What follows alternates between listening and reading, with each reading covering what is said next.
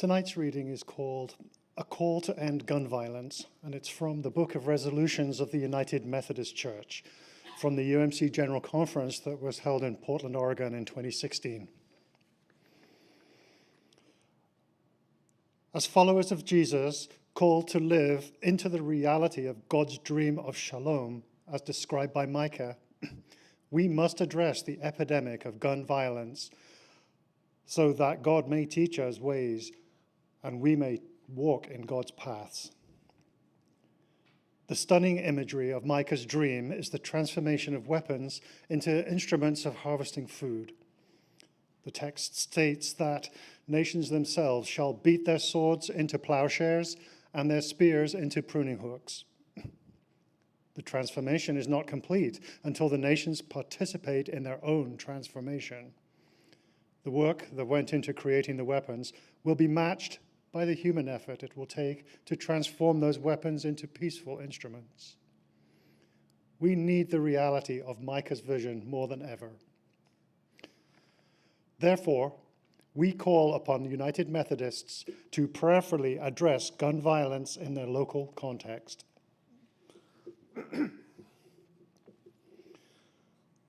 Some of the ways in which to prevent gun violence include the following. For congregations to make preventing gun violence a regular part of our conversations and prayer times, gun violence must be worshipfully and theologically reflected on. For congregations to assist those affected by gun violence through prayer, pastoral care, creating space, and encouraging survivors to share their stories, through financial assistance and through identifying other resources in their communities as victims of gun violence and their families walk through the process of grieving and healing. For United Methodist congregations to advocate at the local and national level for laws that prevent or reduce gun violence. Some of those measures include universal background checks on all gun purchases, ratification of the Arms Trade Treaty, ensuring all guns are sold through licensed gun retailers, prohibiting all individuals convicted of violent crimes from purchasing a gun for a fixed period of time, prohibiting all individuals under restraining order due to threat of violence from purchasing a gun, prohibiting persons with serious mental illness who pose a danger to themselves and their communities from purchasing a gun, ensuring greater access to services for those suffering from mental illness, establishing a minimum age of 21 years for gun purchases or possession, and banning large-capacity ammunition magazines and weapons designed to fire multiple rounds each time the trigger is pulled,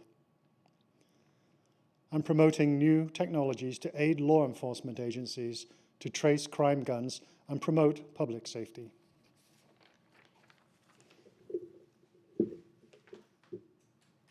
A reading from 1 Corinthians.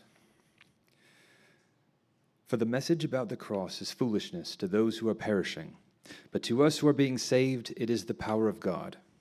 For it is written, I will destroy the wisdom of the wise, and the discernment of the discerning I will thwart. Where is the one who is wise? Where is the scribe? Where is the debater of this age? Has not God made foolish the wisdom of the world? For since in the wisdom of God, the world did not know God through wisdom, God decided through the foolishness of our proclamation to save those who believe. For Jews demand signs and Greeks desire wisdom, but we proclaim Christ crucified, a stumbling block to Jews and foolishness to Gentiles. But to those who are the called, both Jews and Greeks, Christ the power of God and the wisdom of God. For God's foolishness is wiser than human wisdom, and God's weakness is stronger than human strength. Afterwards, so Bonhoeffer, and that's a lot of what the assumptions I made in the questions came from the quote that came before it. And granted, Bonhoeffer's language is loaded because he's writing from Nazi prison, so he has sort of some feelings about things. He names this problem in Christian theology and faith, what Paul calls the foolishness of the cross, and rather than our ability to find God beat and bruised and broken and by this relentless humanity determined to victimize and scapegoat. We prefer, and I say we collectively, the human project, prefers to find a God who is all-powerful, that does come and fix things, a God who can provide certainty and security and satisfaction. And so we have in the Christian tradition and many other religious traditions real simple prayers. Is that this thing? Maybe? I don't know. The basket's behind me, isn't it? So we have these real simple prayers, right? God save me, God come fix this. Now I've really stepped in it. Giant H. All right, I'm just not going to move. This will be very engaging. So God save me, fix this, help me, God rescue me, or even in popular culture, sort of the funny take on this language of Ricky Bobby, that it doesn't even matter what God you cry out to, right? Help me Oprah Winfrey, help me Tom Cruise. Just that we get to a point where we have to cry out and expect this sort of external salvation. Let me see if I can fix this real quick. 1, 2, no? Yes? All right. 1, 2, okay, cool. So these are the cries, right, of a person who not just believes like in their head, but whose deepest conviction is a power-based God, or we could even say the God of power, sort of that God in the basket. And what Paul is saying is foolishness is the story of the cross. It's so offensive, so subversive, because it challenges this and invites us to experience God known in the experience of weakness. Like Pete was saying, that all of life is suffering, and to actually lean into that as the experience of God rather than rescue from that, to embrace that, to understand it. What if God is not to be found among the wealthy and mighty and powerful, but among the hungry and the poor and the blind and the lame? This is Paul's message of the cross, which is just the extension of Jesus' message of an upside-down, powerless kingdom. What makes the cross of Jesus so offensive to the Greeks is precisely that it was a story of powerlessness. Because for them, when a good person was in trouble, all that was necessary was the basket to be lowered. Power from beyond, enter the supernatural, and things sort of get fixed. So of course, the powerlessness of God has always been a problem for those who start their theology from the perspective of power. That's primarily what God is or does. On the other side of the coin, the question for the Jews, what was a stumbling block for them, was God's morality. That for the Jews, what happened to Jesus would have been a clear understanding of exclusion from a community of holiness. That's getting really frustrating. So for the Jews, in their text it says everyone hanged on a tree is cursed by God. This idea that crucifixion would have labeled this person outside of sort of the community of faith. So it was then a natural jump for them to say, surely Jesus got what he got for a reason, right? He deserved it. He wasn't innocent, or God would not have let Jesus die that way. This dying criminal hung out to dry, naked and bloody on a Roman cross was not a Jewish way of conceiving of the redemption of the world. And so Paul says it's foolishness to the Greeks who believed in gods of power. It's a stumbling block for the Jews who couldn't reconcile the morality of it, that God could be on the side. Oh, wow, I like that. A little more control.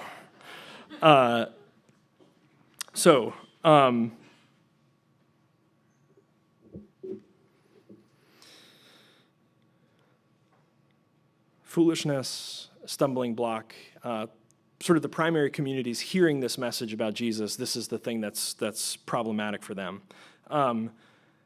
Because it's so foolish, because religion doesn't know what to do with powerlessness, very naturally, the story gets forced back into the framework of power. Because people didn't know how to handle weakness, they made the story actually a story about strength. And I want us to remember this, because when we're sort of in the theological reflection now, when we get to the practical and the love side of things, I want you to remember this.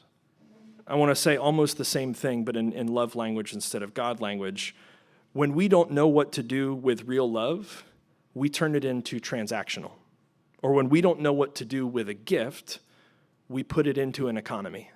We'll come back to that. So theologically, we when I say we, the tradition took Jesus' death as a social scapegoat, as a critic of the establishment, and made it into a religious sacrifice.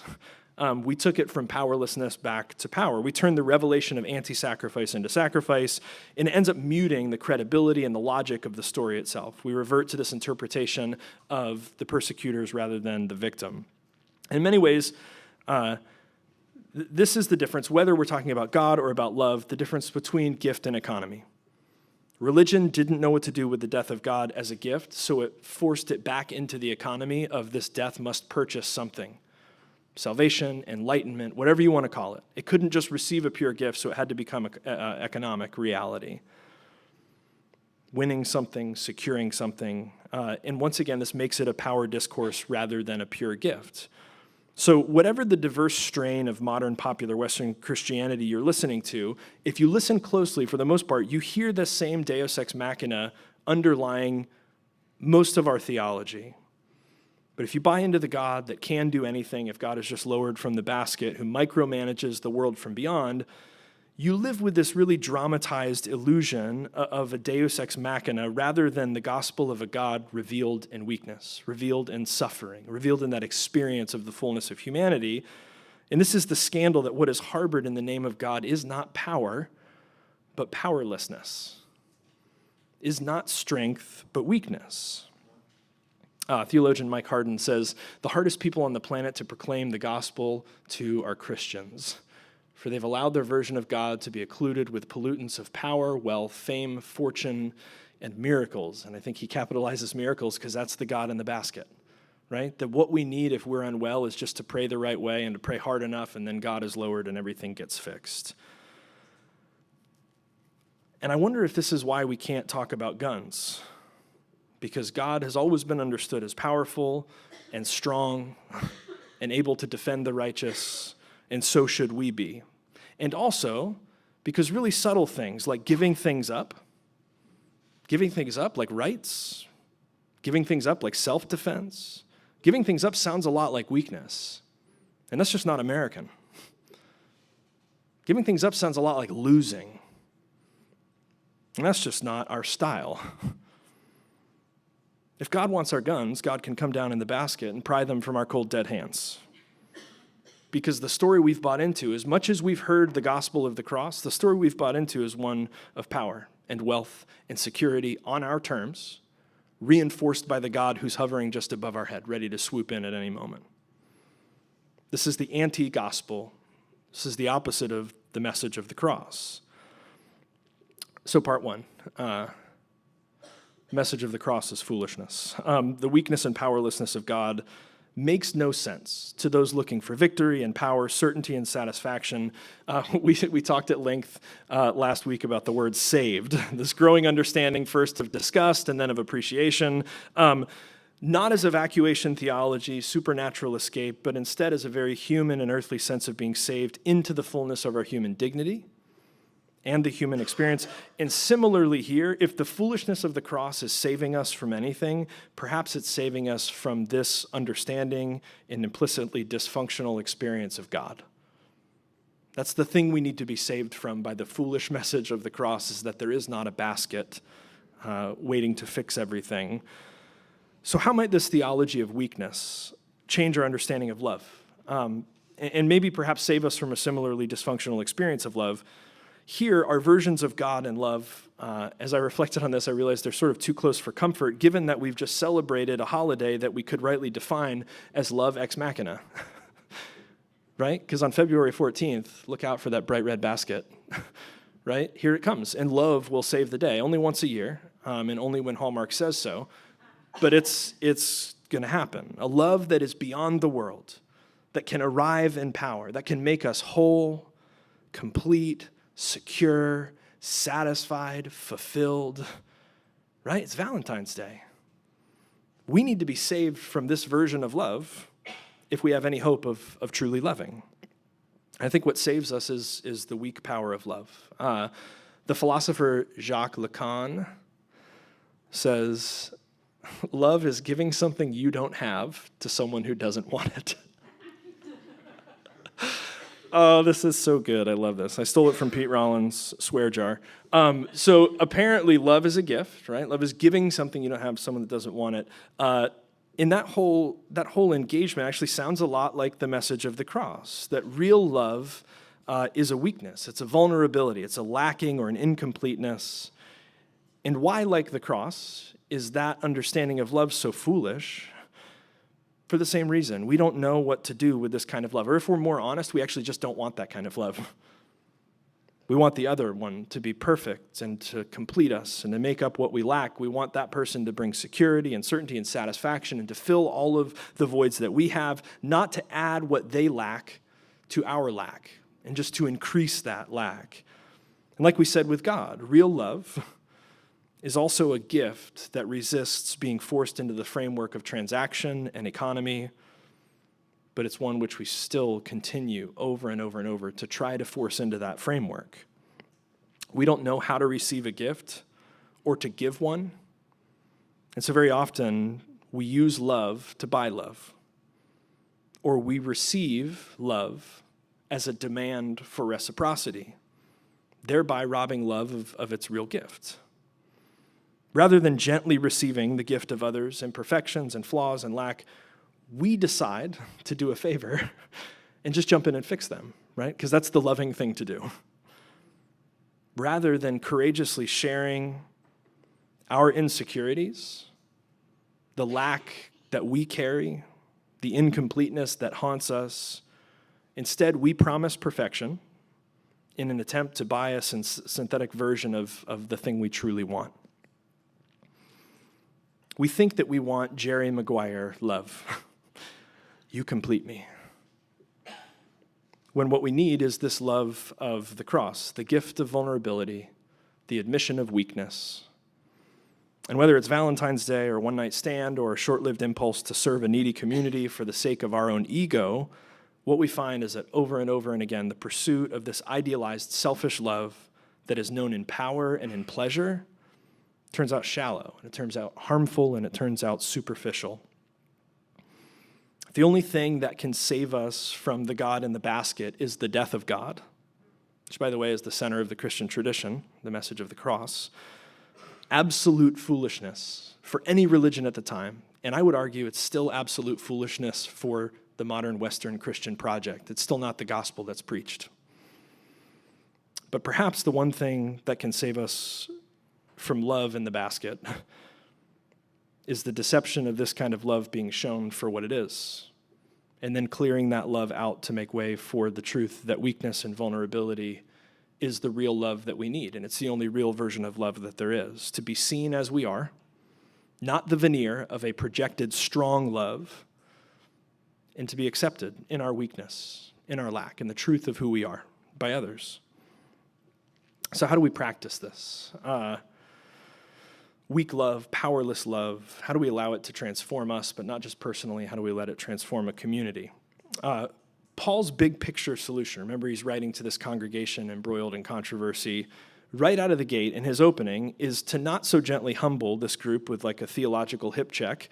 He reminds them that their unity in Christ, not in their particular leader or personality cult, is based on the weak power of God, which is practiced in the weak power of love. That is vulnerability, the surrender of the ego, setting aside of the self, which can finally allow for wholeness and oneness and true unity, this sort of interpersonal positive regard within this community rather than the factions they developed. And so what he's pointing at is the idea that in the name of God, there's an inversion of power in which people are saved through weakness, not by the acquisition of some new intellectual truth, not in their belief in the cross, but by the practice of weak power, powerless love. So the particularity of the Greek temperament was obvious to Paul, and he knew early on that they were attracted more to Christianity as an intellectual system of beliefs than as an experience of spiritual transformation.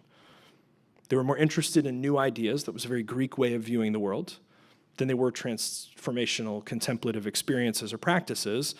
And Paul finds out very quickly, not just with this church, but many of the other ones that he works with, as we do still, it is much easier to change our ideas than it is to transform our lives. And so he would go around preaching the message of the cross, and what people would cling to were the new ideas he was saying, rather than an invitation to practice an entirely upside-down power dynamic from what their culture was used to. So how might we practice this? As always, I could be wrong, but I'm going to offer a few thoughts.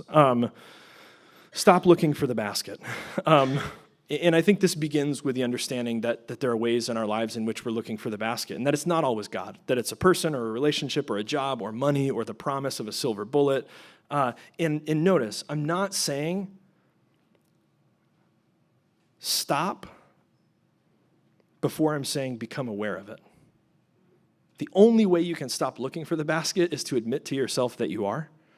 That you're looking for rescue, that you're looking for a silver bullet, that you're looking over your shoulder to see if the basket's going to come and save you. So just cultivating that awareness. Where is it in your life that you realize that there are places where you've sort of taken your hands away and you're waiting for that rescue in whatever form that it comes? And then maybe more specifically, stop looking for it and look in light of it. The idea that love, especially weak love, powerless love, is not an object. It doesn't exist. And this is Pete Rollins ripping off John Caputo. Love does not exist, but love calls all things into existence. And so the example he gives is that it's like light, right? In the room, we don't see light, but it's by light that we see all things. Light is not a thing in our lives, but it's that by which we see all of the things in our lives. How might coming to understand God and love in this way change our engagement with God and with love? That we're no longer on the lookout for God as a thing or a person in the basket, but that our understanding of God becomes the light through which we see everything, or that weak power of love, that surrender, that vulnerability becomes the lens through which we see others, through which we practice interpersonal relationships. Doesn't come down in a basket. Changes the way we see the stage, changes the way we see the other actors who are next to us.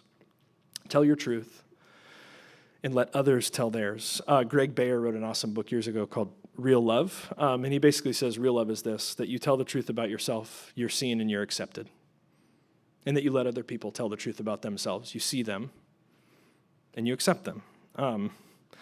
Now, I know this is going to be brand new, this idea in the Christian tradition, but I wonder if we might practice something called confession. Right? That's like, this is not new technology. Tell the truth about yourself so that people can go, oh man, you're really screwed up. I'm also very screwed up, and that's okay, right? You're okay. We're going to be okay. You're still lovable. And this is the thing, though. It's not, and I know everybody has the picture of like the Catholic Church and the veil and the priest sitting behind there, and that the idea of confession is basically just to say as much as you can, woe is me, here's the list of all the ways that I've screwed up. And I would encourage us to think of confession more in terms of saying, this is who I am, right? This is just who I am, the good and the bad, or even this is who I think I am this week. This is who I'm trying to be. This is what, and then it's really more so the questions that follow that. It's telling the truth about yourself, but then finding safe people with whom you can say, am I okay? Am I still lovable? Am I good enough? Am I worthy?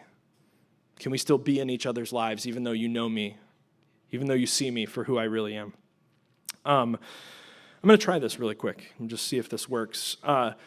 This has been one of the hardest seasons of my life, which I've realized in recent months is driven in huge part by my insecurity, because I'm an achiever, I am a people pleaser to a fault, I'm driven as much by the fear of failing you all and letting you down as I am by the very positive vision and inspiration and calling, which are also very real to me. That's the balance I'm sort of always holding. And I quit drinking about a year ago because my life was unmanageable, and I found out my life is still unmanageable. I just don't have booze, and I've subbed out workaholism, and I've subbed out a handful of other much healthier addictions, I'll give you that. I've tried antidepressants for the first time in my life this year, and I found out I needed them, and that's horrifying to me.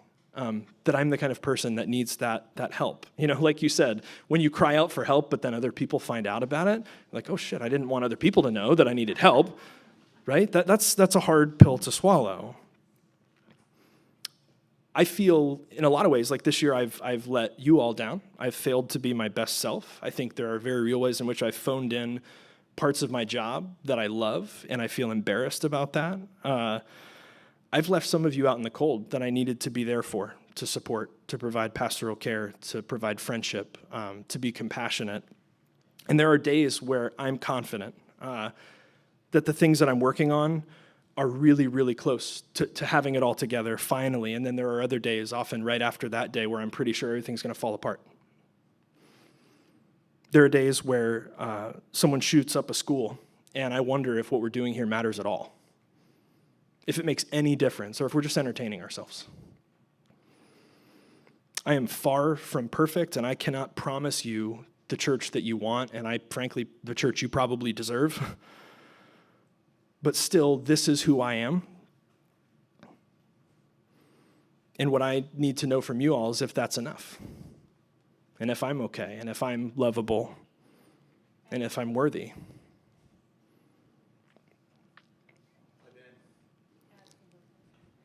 Hey.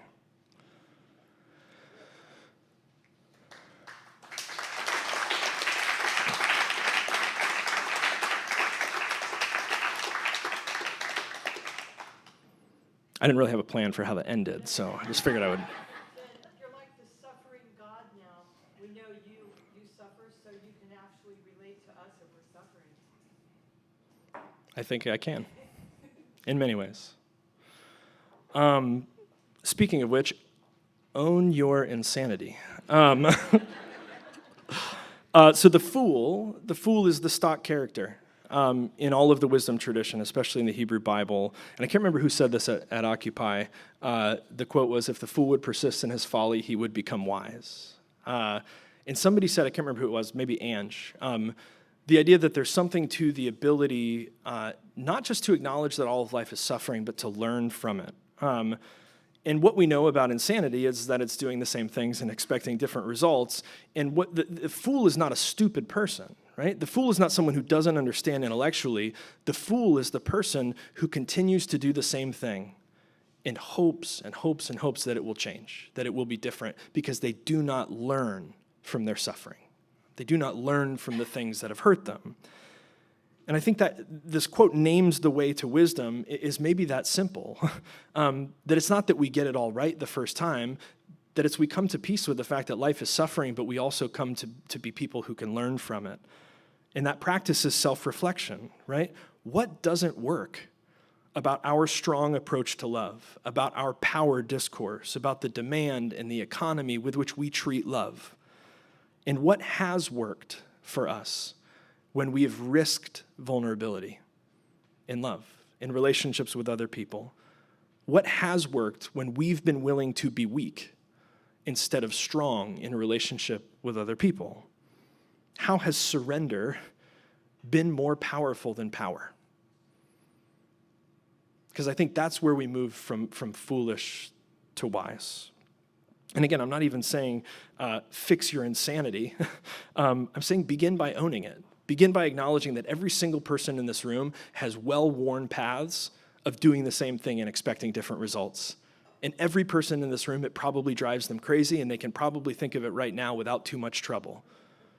So it begins with owning it and saying, okay, this is now a well-worn path in my life. Is there a way that I can at least acknowledge it so that maybe I can move beyond it? How are you trying to get through the same strong approach to love and continuing to get disappointing results? I can't remember who this was years ago. Somebody said, for most people, there's usually at least one or two people. It's very often family members or their closest friends. And it's someone you love very deeply. And you have a fantastic plan for their lives, but they just will not submit to your control. For most people, it's kids, right? Until they get to make their own decision. But if the fool would persist in his folly, he would become wise, only if we learn from it. Only if we acknowledge we don't have control over those people. Maybe the reflective question is simply this: is this love or is it insanity? The way I'm engaging with this person, the way I'm trying to treat this person, is it love or is it insanity?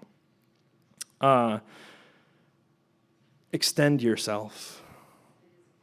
You can't change the way you feel, but you can change your behavior. And I think Bill said this: love is the willingness to extend yourself for the spiritual growth of yourself or another.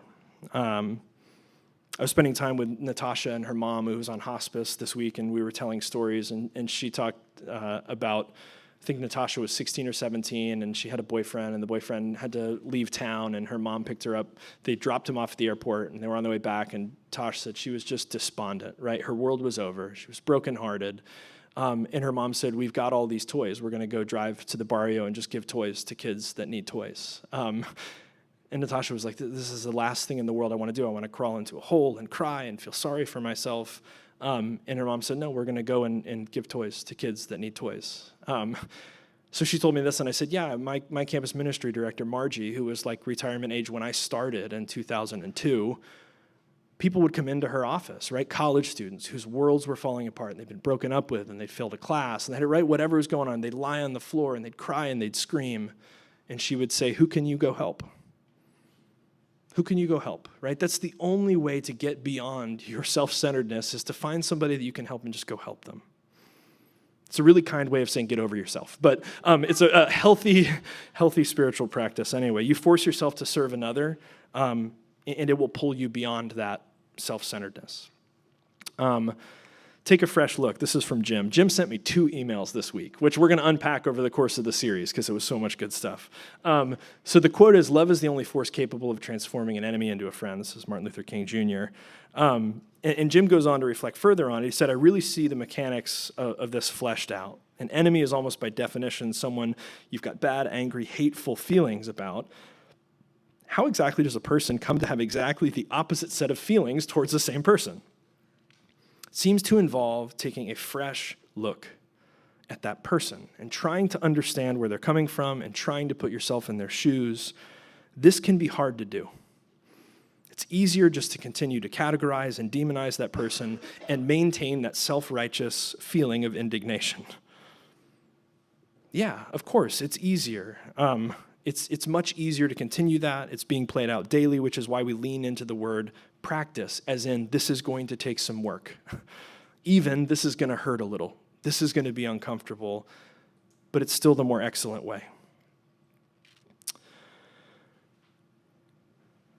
Jim said at Occupy, one of the things that he wants to do is trace the development of love back to the womb, and to consider somehow the experience of the womb as this sort of ultimate, passive, unitive experience between a mother and child. And then he went on to say, this is an experience that in some ways we try to recreate throughout our lives, right? Once we're no longer in the womb, we're trying to recreate that connection. And whether this we think of as sort of the myth of the Garden of Eden or the psychoanalytic perspective of reconnecting with a parent. But then he also says, this is similar to the experience that we will have at our death. The safety of the womb and then the safety of the grave are bookends of safety, but they're bookends of a story that is about risk, a story of vulnerability. Why do we have, at the core of the Christian tradition, a message about a cross? Why do we come to a table that is framed by body and blood? It is not because God or Jesus are known most clearly through power and victory. If they were, these would not be our dominant narratives. Instead, through weakness, through loss, through surrender. The foolishness of love. I think we reviewed the definition of foolish at Occupy, and Jim said maybe it's something to the effect of taking risks which are unnecessary with poor odds of success, which involve serious or fatal consequences, and which do not include a possible benefit which could justify the risks. I feel like that's a great definition. And I think if Christianity doesn't seem foolish to you now, then you probably haven't heard what we're talking about. Because the benefit doesn't justify the risk if what we're looking for is power. The benefit does not justify the risk of living this way if what we're looking for is a sure thing. The benefit doesn't justify the risk if what we're looking for is supernatural rescue or intellectual certainty or some sort of earthly security. If that's what you're here for, like honestly, you're going to be a lot better to leave and not come back. That's never going to be what this is about. The benefit will not ever be worth the risk of living this way. The only benefit worth the risk, and we see this profoundly in Jesus, which is why we remember weekly at this table, the only benefit worth the risk is the way of life itself. Yes, the foolish way that gets him killed, body separated from blood. The way of powerless love, the way of weakness, which can maybe actually truly transform us. And if it can, then maybe it can actually truly transform the world around us. The way of surrender, which can open us to empathy, which can allow us to become one with our fellow creatures, with people, with the earth, and then perhaps we have hope that even us, even ourselves, maybe we could change.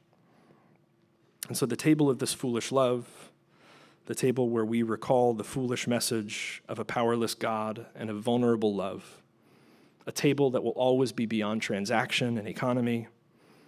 We set the gift of this table of love again tonight. As always, it is open to us and to all people.